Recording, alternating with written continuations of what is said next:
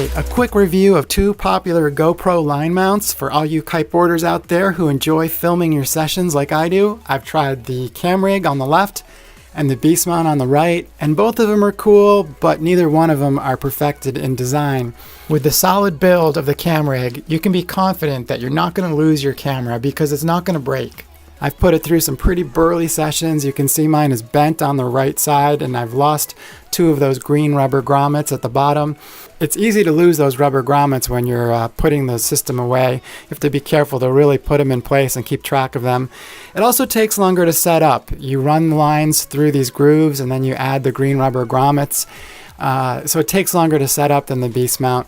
It also can catch pretty easily in your lines when you're about to launch, making you possibly have to rerun all of your lines. I find it's best to pick up the camera and walk carefully to where you're about to launch and be really careful to try not to get the lines tangled. The main complaint I have is that it's not really safe. It will not allow your center safety release to flow freely through it in the event you need to punch out. It happened to me one session when my kite was inverted and I finally went to punch out and the center line was not freely flowing through it, so my kite was not fully depowered, and it was very difficult to get back to. So for this reason, I can't recommend the Camrig, but I hope that they figure out a way to allow that center line to be released through it and it'll become more safe. The two best features of the Beastmount is that it's safe and very quick to set up. You just thread the lines through those slots on each side and you're ready to go. However, it's made out of very flimsy plastic and it breaks very easily. I've been through two of them and they both broke within the first two sessions that I used.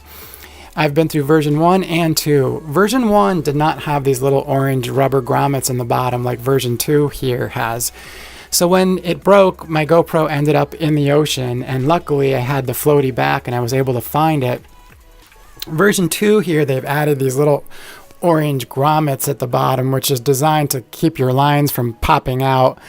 And for that reason, when it broke, my camera did not end up in the ocean. It ended up dangling on the lines. But unfortunately, it's just made out of this very flimsy, hollowed out plastic. You can see it's like a honeycombed pattern, and between the hollowed out waffled honeycomb plastic and those grooves that are part of the design that allow your lines to go through, it's just very compromised in terms of strength. So I can't recommend this mount yet.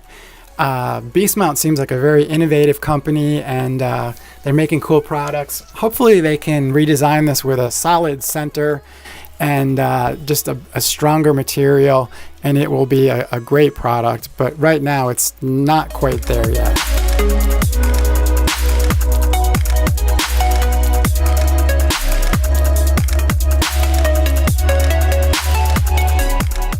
There's one other line mount out there I've recently seen but have not yet tried. It's called the Dan mount, D-A-N. It looks like it's well built like the Camrig, and it also allows for your center release line to flow through it, so it should be a lot safer to use than the Camrig.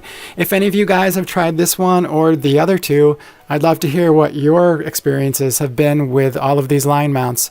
Thanks so much for watching. I hope this helped, and feel free to subscribe and share.